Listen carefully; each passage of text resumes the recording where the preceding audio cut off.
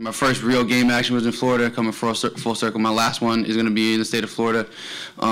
It's been a great ride, and I'm extremely grateful and extremely thankful for the opportunities the coaches gave me to even come to a school like Penn State, and the opportunity to play on the field, and for putting me in good situations to be able to be successful. And same thing, you know, my teammates have been incredible all the way through. Last week at practice, I know it's a little different with the palm trees and the different weather, but how difficult is it to keep that laser focus that you've gone through game week after game week here for your final game week of preparation? It's been a little bit different. Have you taken time to savor things and with your teammates? Just curious how that process is going here these few days.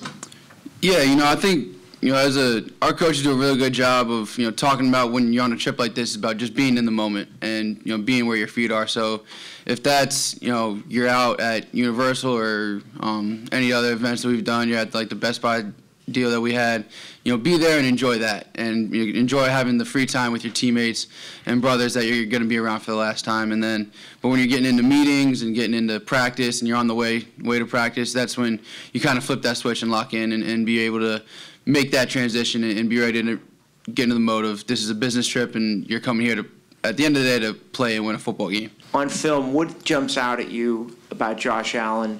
Obviously, he's an extremely effective pass rusher, which is, you know, the stats will tell you that. But really, it's because of his first step.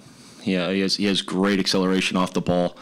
But he also uses his hands really well, and that's what sets him apart from, you know, most other quote-unquote speed rushers is, you know, he uses his hands extremely well. And that's the thing that's going to make him a great player at the next level. You know, and you know, all those people who, you know, are projecting him as a high first-round draft pick, I would echo that. You know, I mean, I've coached against Von Miller and some of those guys, and he's right up there. Are you an amusement park guy? How was that trip to Universal? And also, I heard about guys buying things like crock pots and CDs over at Best Buy the other night. And what did you get with that $400? Yeah, I like amusement parks. I'm still a little kid. You know, that's my personality. So being at the amusement park was fun, just being able to ride rides and stuff like that. And then Best Buy, yeah, a couple guys like buying like crock pots. I think JP, Johnny Patrician, was walking out with one of those like robot vacuums that just goes around on his own. I got an Apple Watch, and I got like a gaming headset for my Xbox. I wondered about Sean Clifford and how you've seen him develop this year, and what's kind of the benefit for him getting those number 2 reps again at this point in the year. He's really done a nice job when he obviously got in the game. You know, I think his passer rating is pretty high. So, you know, he's done a nice job when he's gotten the game, but really it's been his progression throughout the week and the questions he asks and the things he sees and things like that.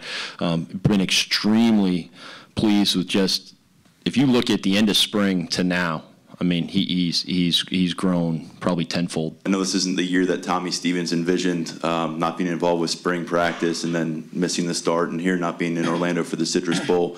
Trace, your head now, you've been close with Tommy for several years now, Ricky, you as well. How do you make sure he's in the right mindset entering this offseason? And you know, what do you think, Ricky in particular, he took from 2018, even though it was a bit of a wash at times with some injury issues? Probably a lot of ups and downs, I think, for him.